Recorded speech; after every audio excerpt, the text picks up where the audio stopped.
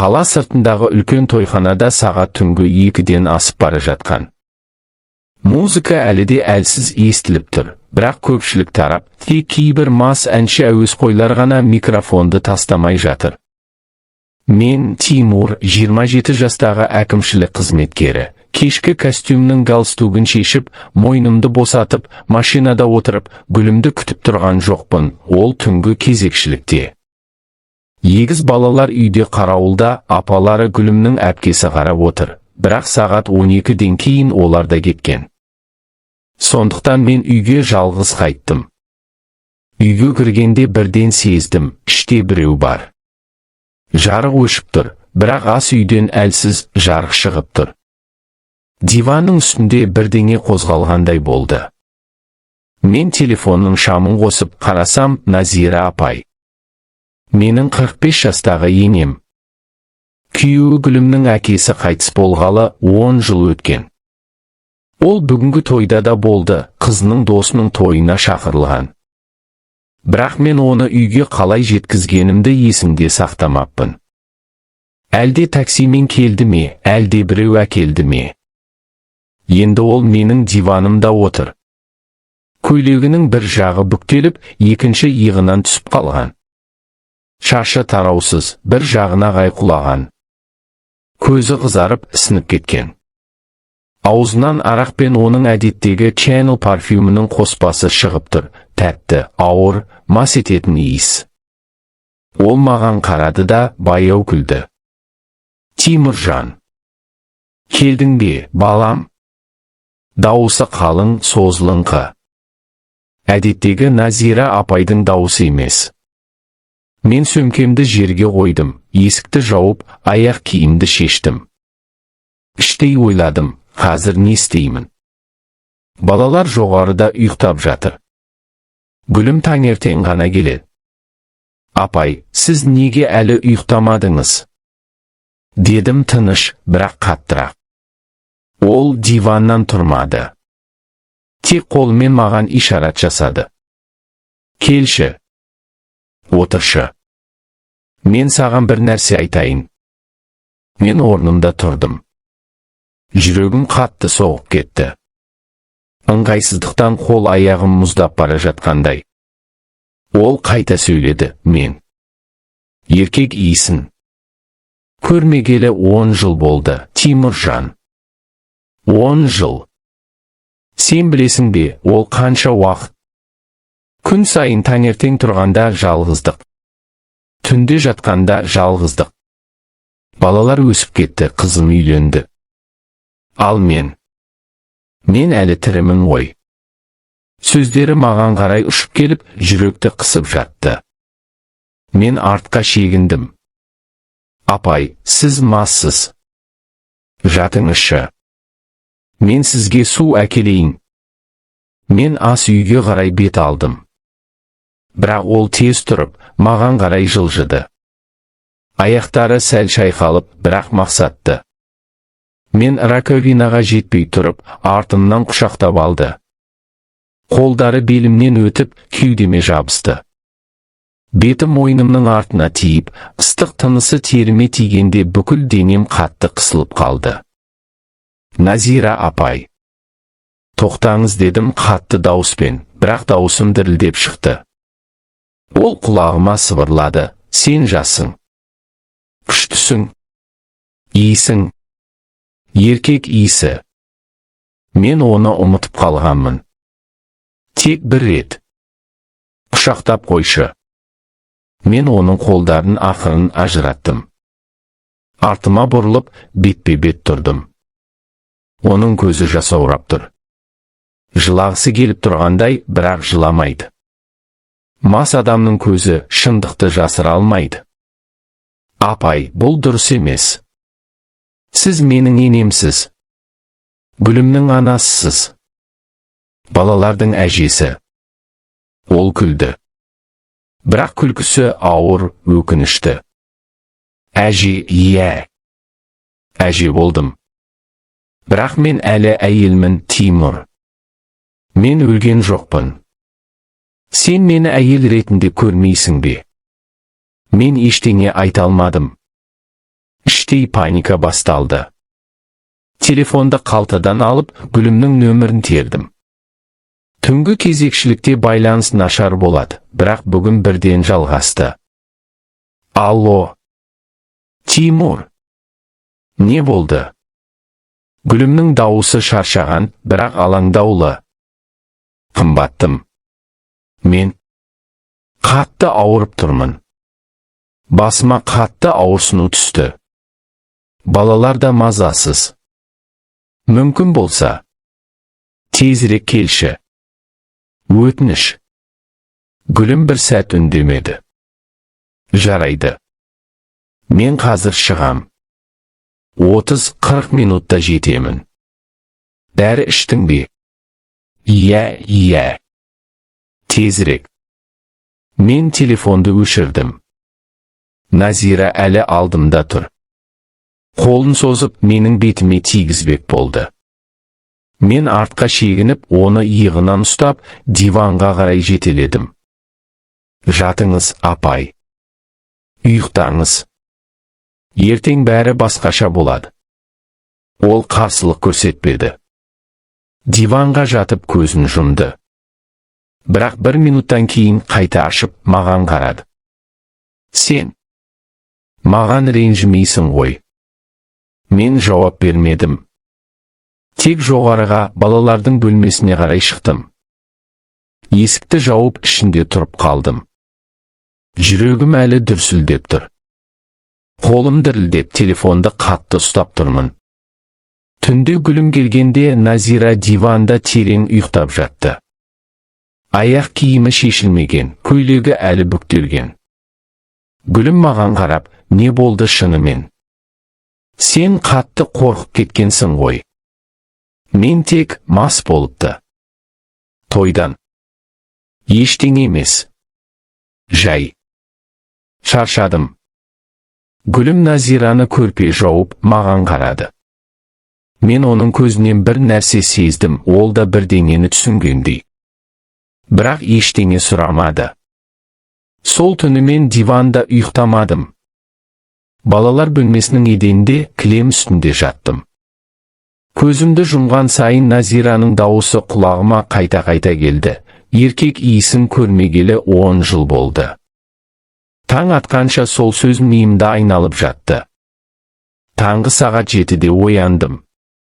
Балалардың бөлмесінен күлкі естілді, егіздер әлі төсекте ойнап жатыр екен. Мен еденде жатқан көрпемді жинап тез тұрдым. Бет қолымды жуып, айнаға қарадым, көз астым қарайып кеткен, бетім сұрғылды. Түнде ұйықтамаған адамның көрінісі. Ас үйге түскенде Назира апай әлдеқашан тұрып қойған екен. Үстінде ақ түсті жұқа халат, шашы тарап, бір жағына өріліп тұр. Бетіне жеңіл крем жағып алған, кешегі мас күйдің ізі қалмағандай. Қолында шайнек, ыстық су құйып жатыр. Маған қарап, әдеттегі жылы күлкісін көрсетті. Қалай ұйықтадың, Тимуржан? Тойдан кейін бәрі шаршатады ғой, деді, дауысы таза, жайбарақат. Ешқандай ыңғайсыздық, ешқандай кінәлі көзқарас жоқ. Әңгіме соңғы түнде болмағандай. Мен тостағанда алып, үндемей шай құйдым. Көзімді шайға салдым. Іштей ойладым, мүмкін шынымен есінде жоқ шығар.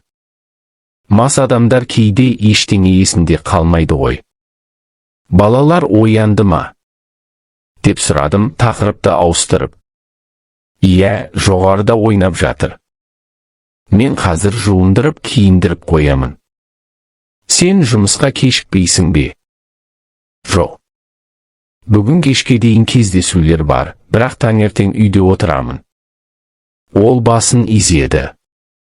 Содан кейін үнсіз ас пісіре бастады, жұмыртқа қақтап, нан кесіп, балаларға йогурт құйып. Барлығы қалыпты. Әдеттегі таңғы ас. Бірақ мен әр қимылын бақылап отырдым. Ол маған қараған сайын көзі бір сәтке тоқтайтындай болды.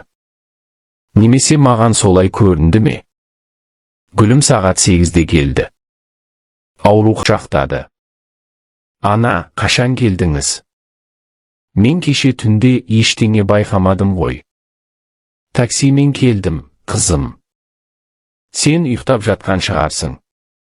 Тимур мені кіргізіп, диванға жатқызды, деді Назира жайбарақат.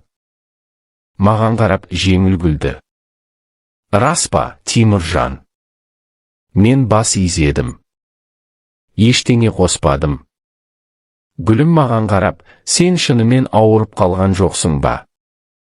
Кеше қатты қорқып кеткенсің ғой. Жоқ, бәрі жақсы. Жай шаршадым. Сол күні Назира үйде болды. Балаларға қарады, ойыншықтарын жинастырды, ас үйді жуып тазалады. Мен жұмысқа кетпедім, үйде отырдым. Бірақ Назирадан аулақ жүруге тырыстым. Ол маған жақындаған сайын мен балалардың бөлмесіне кіріп кеттім, немесе телефонға үңіліп отырдым. Түскі ас кезінде бәріміз үстел басына жиналдық. Гүлім балаларға тамақ жегізіп жатыр, Назира маған қарап отыр. Содан кейін кенеттен, Тимуржан, сен қазір қай жерде жұмыс істейсің? Әкімдікте ме? Жақсы жалақы бере ме? Иә, әкімдікте. Жеткілікті. Жақсы. Еркек адамға тұрақты жұмыс керек. Отбасына асырау керек қой. Сөзі қарапайым, бірақ интонациясында бір нәрсе бар еді. Көзі маған ұзағырақ тоқтады. Гүлім байқамады ма, әлде байқады ма, білмеймін. Бірақ мен іштей қысылдым. Ас ішіп болған соң Назира ыдыс-аяқты жууға кірісті. Мен көмектесейін деп тұрдым да қолы тиіп кетті. Ол қолын алып қоймады. Саусақтары менің білегіме бір сәтке тоқтады. Кездейсоқ па? Мен тез қолымды тартып алдым. Мен балаларға қарайын деп шығып кеттім. Кешке қарай Назира балаларды ұйықтатуға көмектесті. Гүлім душ қабылдап жатты. Мен диванда отырып теледидар қарап тұрдым. Назира балалар бөлмесінен шығып, маған қарай келді. Төмен қарап тұрып, Тимуржан, кеше мен бірдеңе айттым ба саған? Есімде тұрған жоқ. Мен теледидардан көз алмадым. Жоқ. Ештеңе айтпадыңыз. Мас болып, диванда ұйықтап қалдыңыз. Ол бір сәт үнсіз тұрды. Содан кейін, жақсы. Кешір. Кейде арақ адамды басқармай қояды ғой. Мен бас изедім. Ол кетті. Бірақ артынан қарап тұрғанымда оның жүрісінде бір нәрсе өзгергендей болды. Жеңіл әдейі баяу жүргендей. Халатының етегі сәл қозғалып, аяғы көрінді. Мен тез көзімді бұрдым. Сол түні Гүлім ерте ұйықтады, түнгі кезекшіліктен шаршаған. Мен ұйықтай алмадым. Диванда жатып төбеге қарадым. Назираның бөлмесінен әлсіз жарық шығып тұрды. Ол әлі оқып жатқан шығар, немесе телефон қарап жатқан шығар. Сағат түнгі 1-ге шыдамым таусылды. Тұрдым да ас үйге бардым. Су ішпек болдым. Қарасам, Назира да ас үйде. Үстінде сол жұқа халат. Шашы ашық. Маған қарап күлді. Ұйықтамадың ба? Жоқ. Шөлдедім. Ол маған жақындап, стаканды алып берді. Қолы менің қолыма тиіп кетті. Бұл жолы кездейсоқ емес еді. Саусақтары бір сәтке қысылып тұрды. Сен жақсы жігітсің, Тимуржан. Гүлім бақытты. Мен стаканды алып, артқа шегіндім. Рахмет, мен ұйықтайын. Ол күлді. Жеңіл, бірақ терең күлкі. Жақсы. Түнгі ұйқың жақсы болсын. Мен бөлмеге қайтып, есікті жауып алдым. Кілтін бұрадым. Бірінші рет үйде өз бөлмемді құлыптап жатқандай болдым. Келесі күндері де солай жалғасты. Назира әдеттегі ене. Балаларға қарайды, ас пісіреді, Гүліммен әңгімелеседі. Бірақ маған қарағанда көзі ұзағырақ тоқтайды.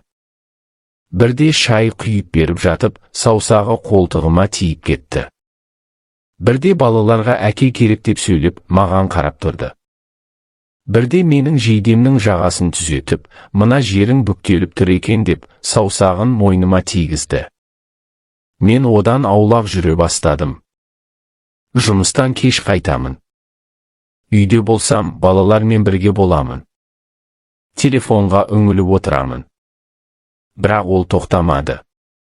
Кішкентай қимылдар, жеңіл сөздер, ұзақ көзқарастар.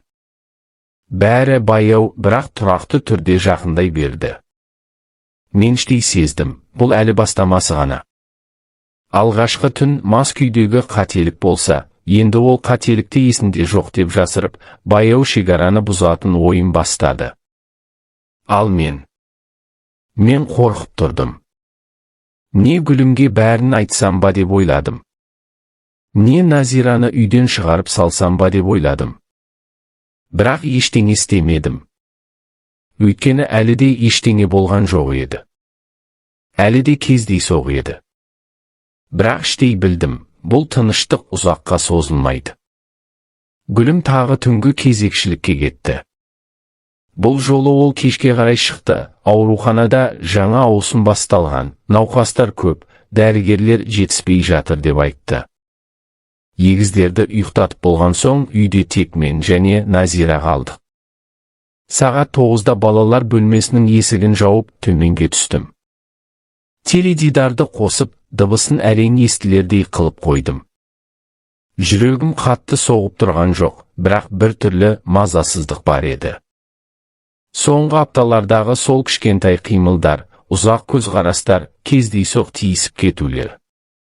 Бәрі жинақталып, ауыр салмаққа айналғандай. Назира жоғарыда өз бөлмесінде болды. Мен диванда отырып, телефонға үңіліп, әлеуметтік желіде бос скролл жасап отырдым. Бір сағаттай осылай өтті. Сағат 10-ға жақындағанда жоғарыдан жеңіл қадамдар естілді. Мен бірден мойнымды көтердім. Есік ашылып, Назира кіріп келді. Үстінде жұқа, ақшыл көк түсті ұйқы көйлегі, иығынан жұқа иықбаулар, алдыңғы жағы терең ойық, етегі тізеден сәл жоғары.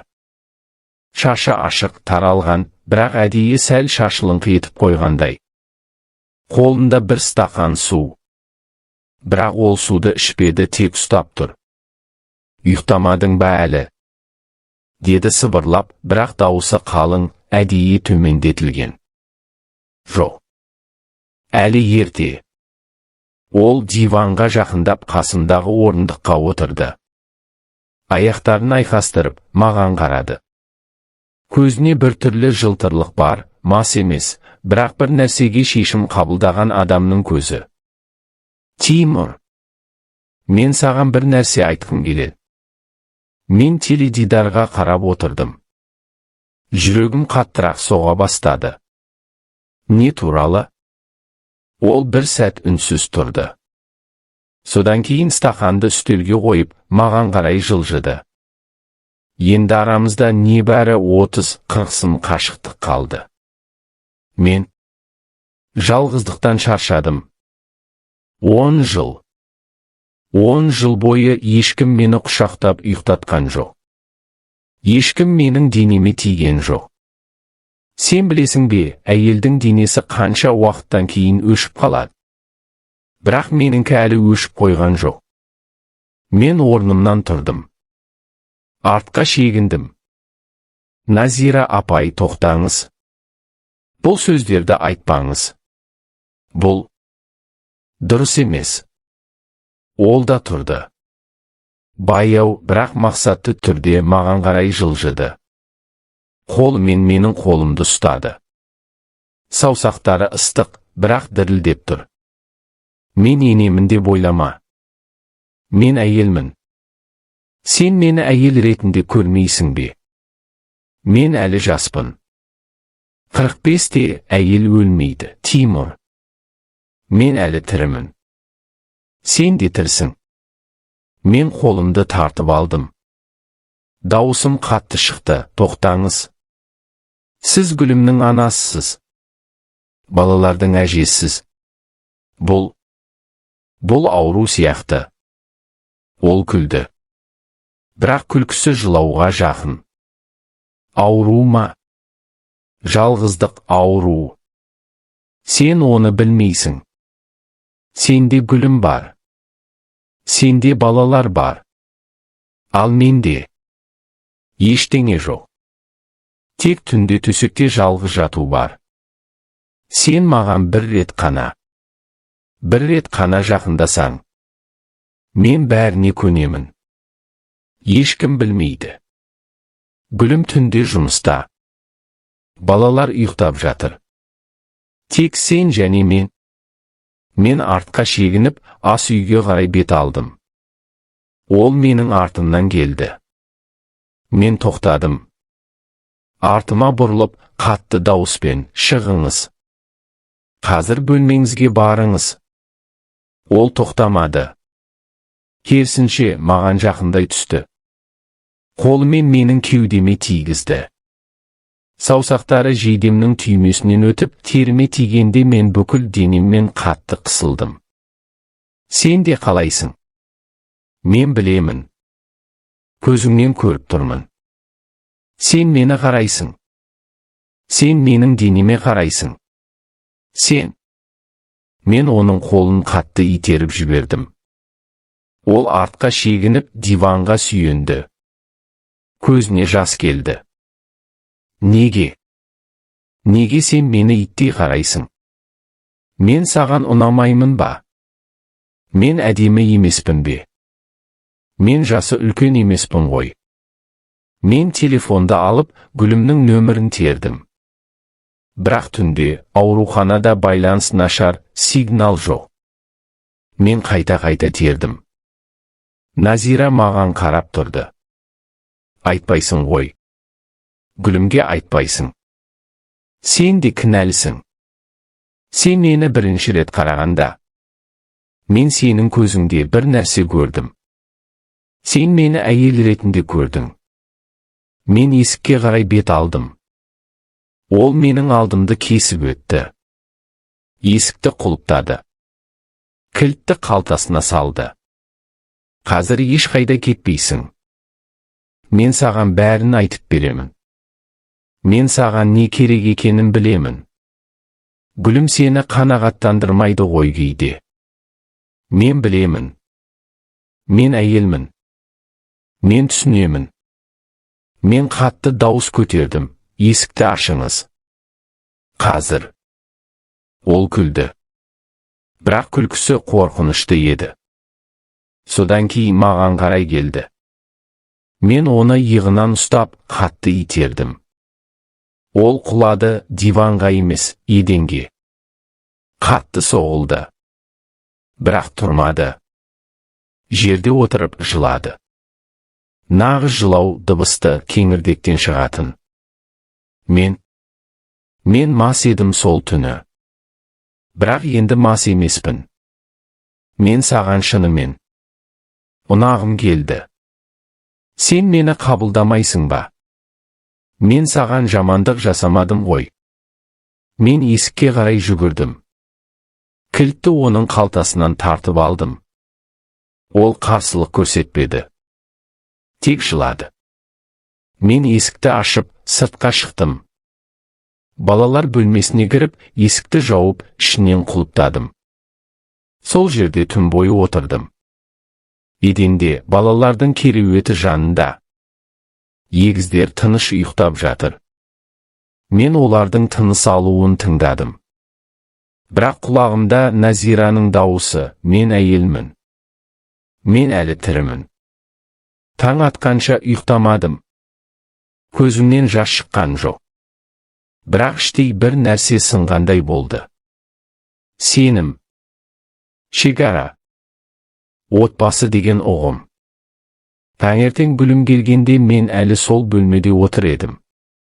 Ол есікті қақты. Мен аштым. Ол менің жүзіме қарап, бірден түсінді. Не болды, Тимур? Сен қорқып кеткенсің ғой.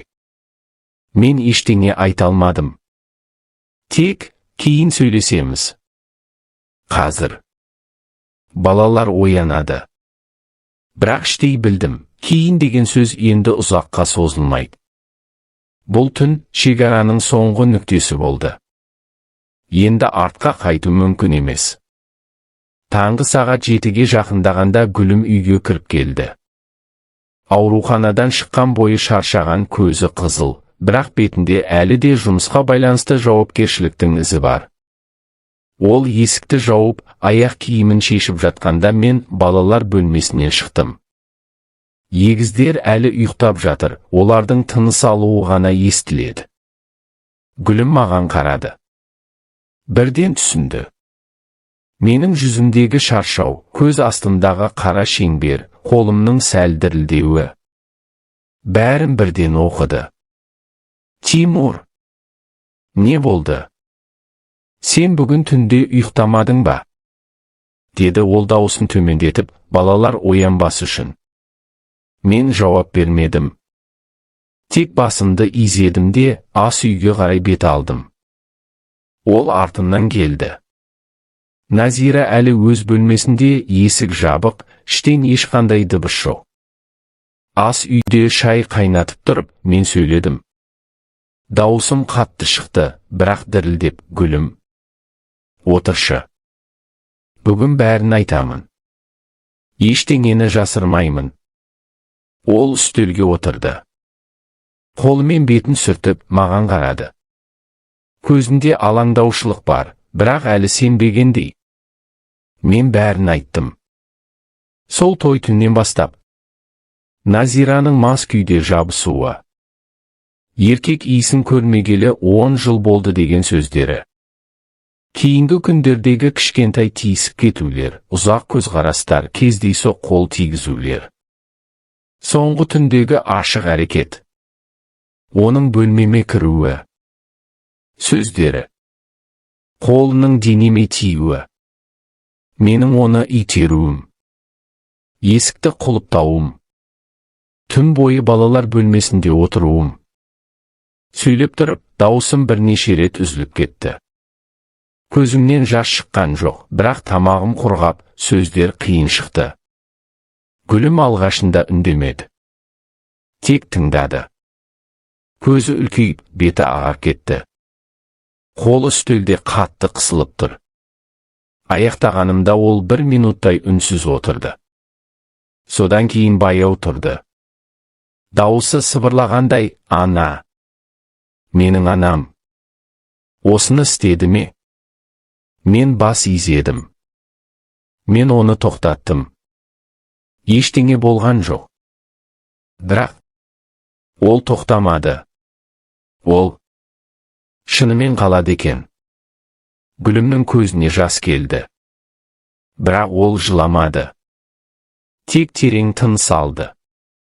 Мен онымен сөйлесемін. Қазір. Ол жоғарыға қарай шықты. Назираның бөлмесінің есігін қатты қақты. Іштен дыбыс шықты, төсектің шырылдағаны, аяқ дыбысы. Есік ашылды. Назира шықты.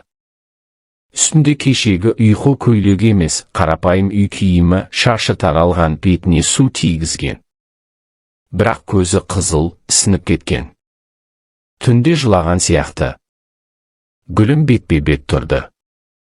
Ана, шыныңды айт. Кеше түнде Тимурға не істедің? Назира бір сәт маған қарады. Содан кейін Гүлімге бұрылды. Дауысы тыныш, бірақ қорғанышты, ештеңе істемедім. Мен жай сөйлестім. Мас емеспін. Бірақ жалғыздықтан шаршадым. Ол мені түсінбеді. Гүлім дауысын көтерді, сөйлестім дейсің бе? Ол маған бәрін айтты. Сен оған жабыстың. Сен оны қаладың. Ана, сен менің күйеуімді қаладың. Назираның беті қызарып кетті. Көзіне жас келді. Мен мас едім сол алғашқы түні. Кейін. Иә, мен оған ұнадым. Бірақ ол мені иттей қарады. Мен әйелмін, Гүлім.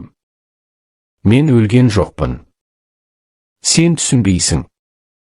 Гүлімнің дауысы қатты шықты. Сен менің анамсың. Сен балалардың әжесің. Сен қалай?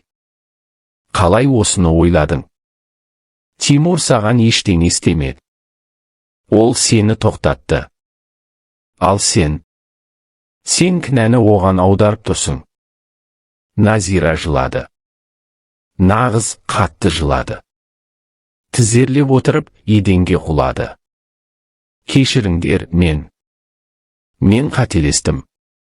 Мен жалғыздықтан, ақылымнан адастым. Мен ештеңе айтпаймын. Ешкімге айтпаймын. Мен кетем. Гүлім үндемеді. Тек қарап тұрды. Содан кейін маған бұрылды. Тимур, сен не ойлайсың? Мен терең тыныс алдым. Мен оны үйде ұстағым келмейді.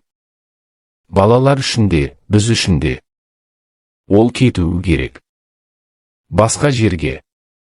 Уақытша болса да. Гүлім бас изеді. Жарайды. Кешке қарай Назира заттарын жинады. Аз ғана сөмке, киімдері, бірнеше кітап, дәрі-дәрмек. Ол балаларды құшақтап, маңдайынан сүйді. Егіздер әлі ештеңе түсінбейді, әже қайда барады? Деп сұрады. Назира әжеге жұмыс шықты деп жауап берді. Біз оны шығарып салдық. Машинаға мінгіздік, такси шақырдық. Соңғы сөзінде маған қарап, кешір, Тимур. Бірақ сен де кінәлісің. Өйткені сен мені әйел ретінде көрдің. Көзіңде сол нәрсе болды. Бір рет болса да. Мен ештеңе демедім. Тек басымды бұрдым. Машина кетті. Назираның артынан қарап тұрдым. Қала жарығына сіңіп кетті. Үйге кіргенде Гүлім есікті жауып, маған қарады. Көзінде жас, бірақ қаттылық бар. Енді қалай өмір сүреміз? Мен оны құшақтадым. Қатты құшақтадым. Дауысым сыбырлап шықты, біз шекара қоямыз. Енді ешқашан бұзбаймыз. Балалар үшін. Біз үшін. Ол басын иығыма қойды. Біраз уақыт үнсіз тұрдық. Кейінгі апталарда үй тыныш болды. Назира хабарласпады. Басқа қалаға кеткенін білдік, досының үйіне. Гүлім онымен сөйлеспеді. Мен де. Бірақ кейде түнде оянып кетем. Құлағымда сол сөздер, мен әйелмін.